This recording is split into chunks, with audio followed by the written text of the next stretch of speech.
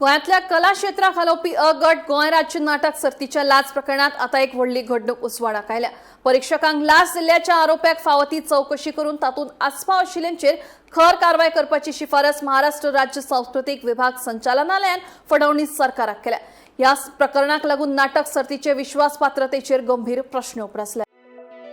दर वर्सा कला अकादमी अ गट नाट्य सर्तीचे आयोजन करतात, पण 2026ची ही नाट्य सर्त आता वादग्रस्त झाला। सर्तीच्या 3 परीक्षकांनी महाराष्ट्र राज्य सांस्कृतिक विभाग संचालनालयात लेखी कागाळ करून गंभीर हरकत उक्तायल्या।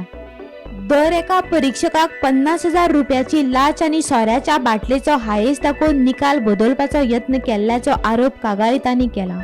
इतलेंच न्हय, अहवालात संबंधित अधिकाऱ्यांच्या अशोभनीय वागणुकीचोय उल्लेख केला।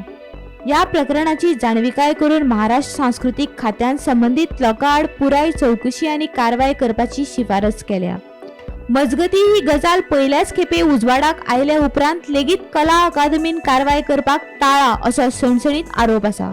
संबंधित अधिकारी प्रदीप गावकर आणि सुशांत नायक हाच्या आड अजून ठोस कारवाय जावंक नाशिल्ल्यान प्रश्न उपरासतात। तेच बरोबर या प्रकरणाचेर फॉलोअप करपी गोवा कला राखणमान संघटने भितरही मतभेद निर्माण जाल्यात आणि संघटने भितर फूट पडल्या अशी माहिती उजवाडाक आयल्या।